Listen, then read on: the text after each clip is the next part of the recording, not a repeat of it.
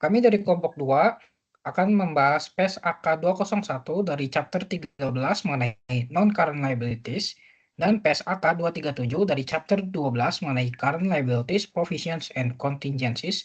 Dan dosen pengampu kami yaitu Ibu Widiawati Lekok. Selanjutnya, perkenalkan anggota kelompok kami. Saya Fadil Yoga Mulyadata dengan NIM 2024-50264. Saya Grace Atali Benis dengan NIM 2024-515. Saya Viviana dengan NIM 2024-557. Saya Asyani Zakia dengan NIM 2024-50179.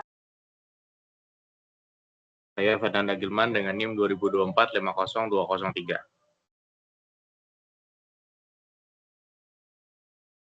Oke, kita masuk ke materi yang pertama. Jadi di sini kita akan membahas PES AK 201 dari chapter 13 terlebih dahulu, yaitu non-current liabilities. Non-current liabilities itu adalah pembiayaan jangka panjang yang tidak dilunasi dalam jangka waktu 12 bulan, yaitu siklus operasi normal, setelah tanggal pelaporan. Nah, liabilities ini bersifat jangka panjang dan biasanya berkaitan dengan pembiayaan atau kewajiban strategis perusahaan. Berdasarkan paragraf 69, entitas akan tetap mengklasifikasikan liabilitas jangka pendek meskipun kesepakatan awal perjanjian pinjaman untuk jangka waktu lebih dari 12 bulan jika lunas dalam 12 bulan siklus operasi normal dan memiliki tujuan utama untuk diperdagangkan. Nah, selanjutnya ada beberapa contoh liabilitas jangka panjang yang umum ditemukan. Yang pertama itu seperti utang obligasi, bonds, utang bank jangka panjang, utang sewa pembiayaan, sewa jangka panjang, utang hipotek. Nah, selanjutnya, hak untuk menangguhkan pelunasan setidaknya selama 12 bulan. Jadi berdasarkan paragraf 72, liabilitas diklasifikasikan sebagai jangka panjang apabila entitas memiliki hak tanpa syarat untuk menunda penyelesaian liabilitas sekurang-kurangnya 12 bulan setelah tanggal pelaporan.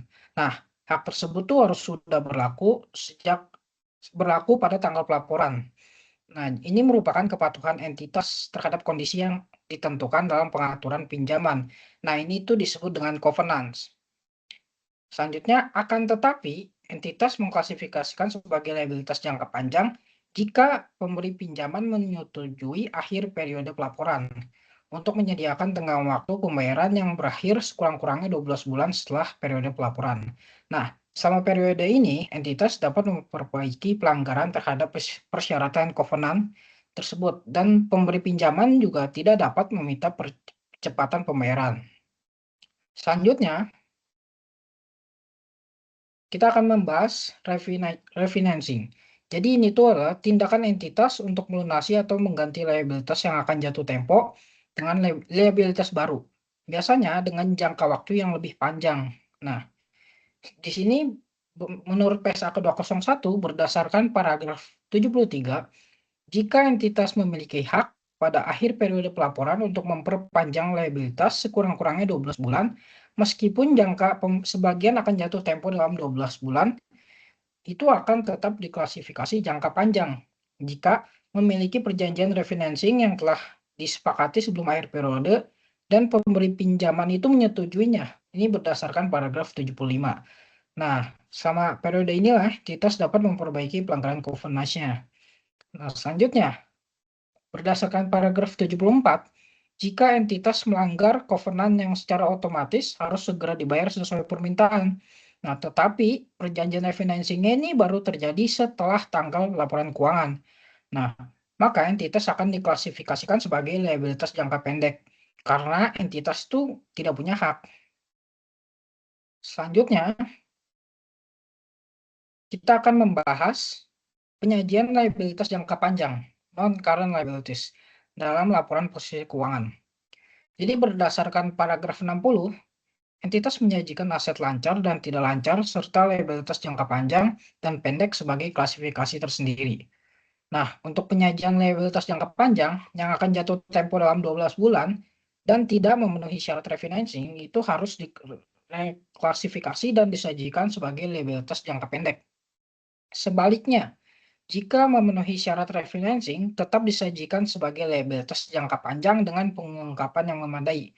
Nah, penyajian ini tuh membantu pembaca laporan keuangan langsung memahami beban kewajiban jangka panjang perusahaan, struktur pembiayaan jangka panjang, dan ini membantu analisis likuiditas, solvabilitas, dan resiko keuangan.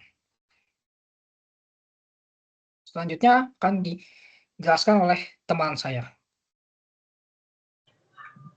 Baik, selanjutnya kami akan membahas tentang current liabilities. Nah, di PSAK 201, di paragraf ke-69, current liabilities dijelaskan. Entitas mengklasifikasi liabilitas sebagai liabilitas jangka pendek jika ada 4 ketentuan di sini. Yang pertama, poin A, entitas memperkirakan akan melunasi liabilitas tersebut dalam siklus operasi normal. Siklus operasi normal ini selama 12 bulan. Poin B, entitas memiliki liabilitas tersebut dengan tujuan utama untuk diperdagangkan. Poin C, liabilitas tersebut jatuh tempo untuk dilunasi dalam jangka waktu 12 bulan setelah periode pelaporan. Atau poin D, entitas tidak memiliki hak pada akhir periode pelaporan untuk menangguhkan pelunasan liabilitas selama sekurang-kurangnya 12 bulan setelah periode pelaporan. Entitas mengklasifikasikan liabilitas yang tidak termasuk dalam kriteria di atas sebagai liabilitas jangka panjang. Selanjutnya, siklus operasi normal ada di paragraf 69 bagian A yang tadi sudah dijelaskan selama 12 bulan. Paragraf ke-70 menjelaskan bahwa beberapa liabilitas jangka pendek seperti utang usaha dan beberapa akrual untuk biaya karyawan dan biaya operasi lain merupakan bagian modal kerja yang digunakan dalam siklus operasi normal entitas. Entitas mengklasifikasikan item operasional tersebut sebagai liabilitas jangka pendek, meskipun liabilitas tersebut jatuh tempo untuk diselesaikan lebih dari 12 bulan setelah periode pelaporan. Siklus operasi normal yang sama diterapkan pada klasifikasi aset dan liabilitas entitas. Jika tidak dapat diklasifikasikan dengan jelas, maka siklus operasi normal entitas diasumsikan 12 bulan. Yang tadi sudah dijelaskan, di paragraf ke-69 dimiliki dengan tujuan utama perdagangan, ada di paragraf 69 bagian B, atau karena jatuh tempo untuk dilunasi dalam waktu 12 bulan, ada di paragraf 69 bagian C. Selanjutnya, liabilitas jangka pendek lain tidak dilunasi sebagai bagian dari siklus operasi normal, tetapi jatuh tempo untuk diselesaikan dalam waktu 12 bulan setelah periode pelaporan, atau dimiliki dengan tujuan utama diperdagangkan. Contohnya, beberapa liabilitas keuangan yang memenuhi definisi dimiliki untuk diperdagangkan sesuai PSAK nomor 109, diantaranya yang pertama, instrumen keuangan, cerukan bank, dan porsi jangka pendek dari liabilitas keuangan jangka panjang, utang dividen, utang pajak penghasilan, dan utang non-usaha lain. Liabilitas keuangan yang menyediakan pembiayaan jangka panjang, yaitu bukan bagian dari modal kerja yang digunakan dalam siklus operasi normal entitas, dan tidak ada jatuh tempo untuk dilunasi dalam waktu 12 bulan setelah periode pelaporan, merupakan liabilitas jangka panjang, sebagaimana sudah diatur dalam paragraf 72 poin A dan 75. Selanjutnya, di paragraf ke-72, di sini diterangkan bahwasanya entitas mengklasifikasikan liabilitas keuangan sebagai liabilitas jangka pendek. Jika liabilitas tersebut akan jatuh tempo dalam waktu 12 bulan setelah pelaporan, meskipun yang A, kesepakatan di awal perjanjian pinjaman adalah untuk jangka waktu yang lebih dari 12 bulan dan perjanjian untuk pembiayaan kembali atau penjadwalan kembali pembayaran atas dasar jangka panjang telah diselesaikan oleh periode pelaporan dan sebelum laporan keuangan untuk diotorisasi untuk terbit. Selanjutnya,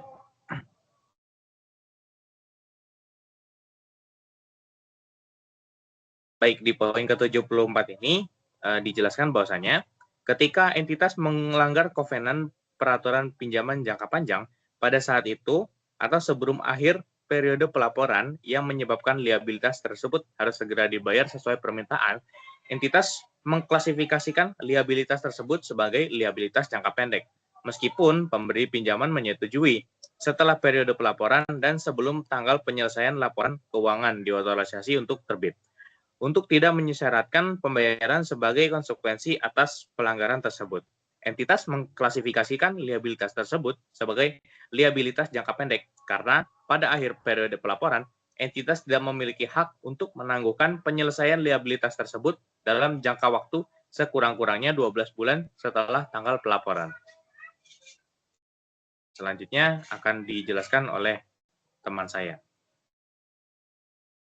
Oke, di sini kami akan melanjutkan mengenai PSAK 57 atau 237, itu tentang chapter 12, mengenai current liabilities, provision, dan contingency. Next. Jadi saya, Viviana, dengan NIM 2024-507, ingin membahas mengenai provisions. Jadi, boleh next. Nah, provision atau provisi itu liabilitas dengan jumlah atau waktu penyelesaian yang belum pasti, artinya perusahaan sudah memiliki kewajiban tetapi belum tahu secara pasti seberapa besar nilai atau kapan kewajiban tersebut itu akan diselesaikan. Nah, hubungan antara provisi dengan liabilitas kontingensi, jadi semua provisi itu bersifat kontingensi karena jumlah atau waktunya itu belum pasti. Terus kedua, nggak semua kontingensi itu provisi, karena nggak hanya provisi yang diakui dalam laporan keuangan. Terus ketiga, provisi diakui jika merupakan kewajiban kini, kemungkinan besar terjadi arus keluar sumber daya, dan dapat diestimasi secara andal. Terus ketiga, dan terakhir, liabilitas kontingensi itu nggak diakui karena masih berupa kewajiban potensial atau kewajiban kini, tetapi nggak memenuhi kriteria pengakuan. Nah, kriteria pengakuan provisi. Berdasarkan paragraf 14, provisi itu diakui jika 1. Entitas memiliki kewajiban kini atau hukum atau konstruktif akibat peristiwa di masa lalu. Nah, kedua, kemungkinan besar penyelesaian kewajibannya tersebut tuh mengakibatkan arus keluar sumber daya yang mengandung manfaat ekonomi. Dan terakhir, estimasi yang andal mengenai jumlah kewajiban tersebut tuh dapat dibuat. Nah, provisi dan liabilitas lainnya. Berdasarkan paragraf 11, provisi itu dapat dibedakan karena ada provisi terdapat ketidakpastian mengenai waktu atau jumlah yang dikeluarkan di masa depan untuk menyelesaikannya. Nah, berdasarkan paragraf 10, provisi itu adalah liabilitas yang ketidakpastiannya terletak pada jumlah dan atau waktu penyelesaiannya. Artinya, kewajibannya sudah ada, namun belum tahu pasti kapan dibayar dan berapa besar jumlahnya. Nah, di sini ada pengukuran provisi. Dengan estimasi terbaik, itu jumlah yang diakui sebagai provisi adalah hasil estimasi terbaik pengeluaran untuk menyelesaikan kewajiban pada akhir periode pelaporan. Ini adalah jumlah yang secara rasional akan dibayar. Nah, teknik pengukurannya itu berdasarkan paragraf 39, jika provisi yang sedang diukur menyangkut populasi yang terdiri dari jumlah besar unsur pengukuran dilakukan dengan metode nilai yang diharapkan atau expected value. Nah, di sini ada contoh untuk pengukuran provisinya. Entitas memberikan garansi produk selama 6 bulan berdasarkan pengalaman masa lalu.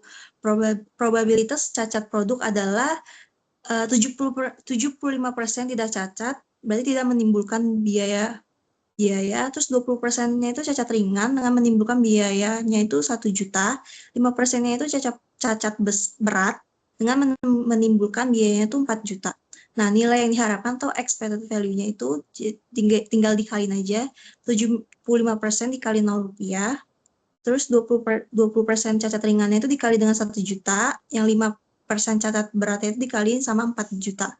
Jadi hasilnya itu 400.000. Kesimpulannya, hasil perhitungan itu nunjukin bahwa nilai provisi garansi yang wajar adalah 400.000. Nah, nilai inilah yang diakui sebagai provisi karena mencerminkan estimasi kewajiban yang paling realistis berdasarkan pengalaman dan data yang ada. Boleh next? Nah, di sini ada diskonto provisi, yaitu jika penyelesaian kewajibannya terjadi di masa depan dan dampak nilai waktu uang material, maka provisi itu harus dicatat sebesar nilai kini atau present value dari estimasi pengeluaran tersebut. Tujuannya itu agar jumlah provisi mencerminkan nilai kewajiban yang sebenarnya pada tanggal pelaporan, bukan nilai nominal di masa depan. Selanjutnya ada perubahan provisi dan penggunaan provisi. Provisi itu ditelah pada setiap akhir periode pelaporan dan disesuaikan dengan estimasi terbaik terkini.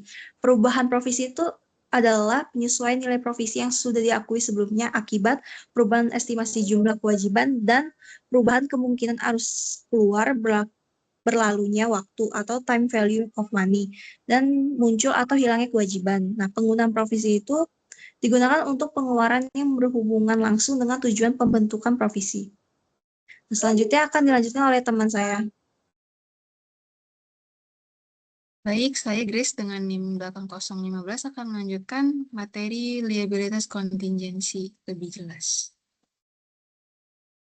Next.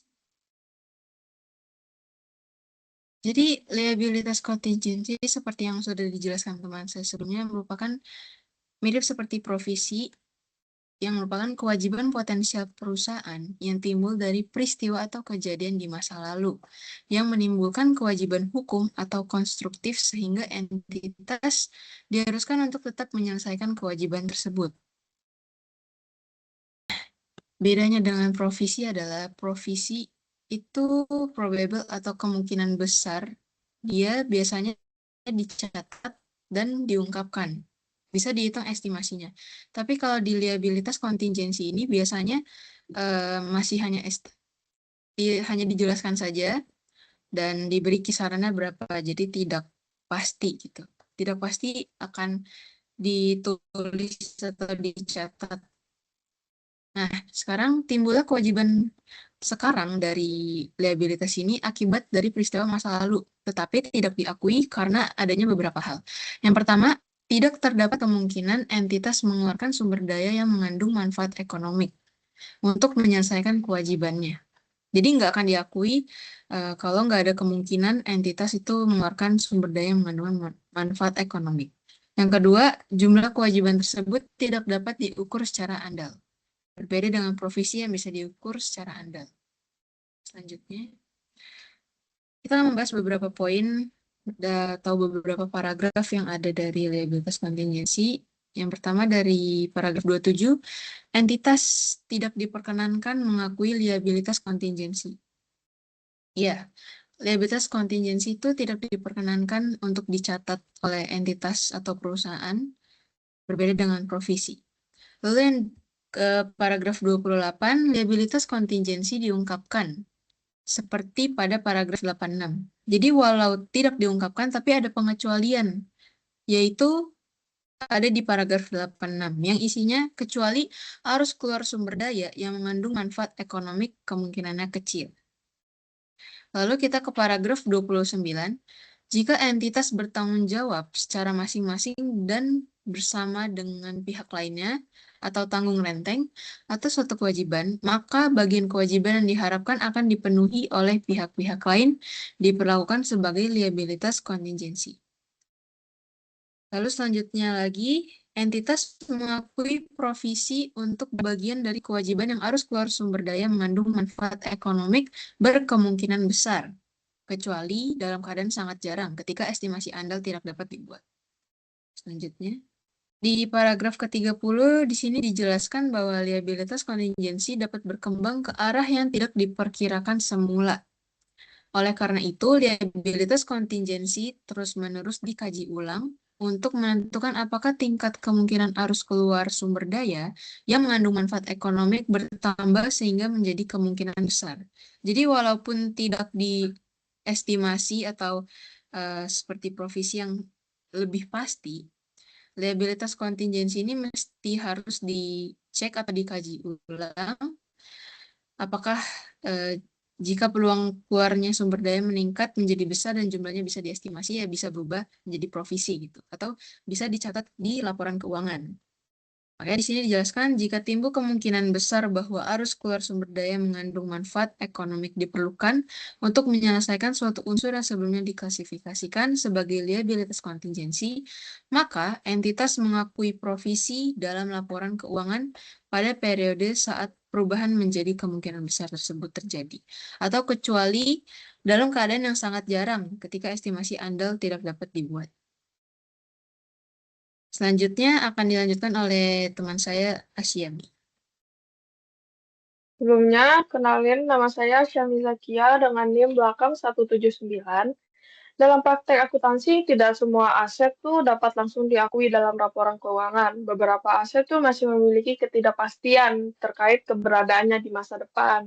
Nah, salah satu contohnya itu aset kontingensi yang akan aku bahas di sini. Next.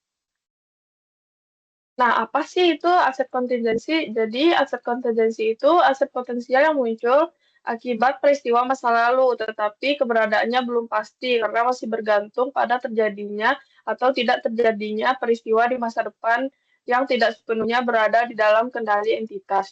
Contohnya itu termasuk klaim hukum yang kemungkinan besar akan dimenangkan atau klaim asuransi yang sedang dalam proses penyelesaian. Jadi, dia itu masih menunggu keputusan. Selanjutnya itu, prinsip pengakuan menurut PSAK 237, aset kontingensi tidak boleh diakui dalam laporan keuangan karena yang pertama itu karena pengakuan tersebut dapat menyebabkan pengakuan pendapatan yang belum pasti terrealisasi. Dan hal ini bertentangan dengan prinsip kehati-hatian atau prudence dalam akuntansi. Namun jika realisasi manfaat ekonomi menjadi hampir pasti, maka aset tersebut tidak lagi bersifat kontingensi dan dapat diakui sebagai aset dalam laporan keuangan. Next. Prinsip pengungkapan. Walaupun tidak diakui, aset kontingensi harus tetap diungkapkan dalam catatan atas laporan keuangan jika terdapat kemungkinan besar atau probably bahwa manfaat ekonomi akan mengalir ke entitas dan dampak keuangannya dapat diestimasi dengan andal. Pengungkapannya ini biasanya mencakup yang pertama itu deskripsi singkat mengenai sifat dari aset kontingensi, terus penjelasan mengenai peristiwa yang menjadi dasar munculnya aset kontingensi, terus jika dapat ditentukan perkiraan besaran dampak keuangan atau pernyataan bahwa estimasi tidak dapat dilakukan secara andal. Lanjut. Nah, jatuh aset kontingensi ini bisa berubah keadaannya. Kenapa? Penilaian terhadap aset kontingensi ini harus ditinjau secara terus-menerus pada setiap tanggal pelaporan. Jika kemudian menjadi hampir pasti bahwa manfaat ekonomi akan mengalir ke entitas, maka aset kontingensi diakui sebagai aset nyata dan penghasilan diakui pada periode ketika kepastian tersebut muncul. Nah, perbandingan dengan kewajiban kontingensi atau liabilities kontingensi, yang pertama sifatnya itu aset kontingensi potensi penerimaan manfaat ekonomi, terus kalau kewajiban kontingensi itu potensi pengeluaran sumber daya ekonomi. Kalau pengakuannya aset kontingensi itu tidak diakui sampai hampir pasti, sedangkan kewajiban kontingensi tidak diakui sampai besar kemungkinan terjadi dan dapat diestimasi. Kalau pengungkapannya, jika kemungkinan besar akan terjadi di aset kontingensi, kemudian di kewajiban kontingensi, jika kemungkinan besar terjadi atau jumlah tidak dapat diukur dengan andal. Selanjutnya, nah di contoh kasusnya, yang pertama itu di bagian hukum atau gugatan hukum, entitas sedang menuntut pihak lain atas pelanggaran kontrak. Jika pengacara kita menilai peluangnya tinggi, ini akan menjadi aset kontingensi baru diakui ketika asetnya atau keputusan pengadilan sudah final. Misalnya kemenangan kita ini udah hampir pasti, pokoknya pengadilan sudah memutuskan kalau kita mau menang, jadi kita udah mengakui dia sebagai aset. Kemudian di klaim asuransi, entitas menunggu hasil klaim kerugian dari perusahaan asuransi. Selama klaim belum disetujui, ia masih merupakan aset kontingensi. Tapi kalau udah disetujui, maka dia bakal disebut dengan aset. Nah, sekian dari saya dan kelompok saya. Mohon maaf jika ada kesalahan dan salah kata. Terima kasih.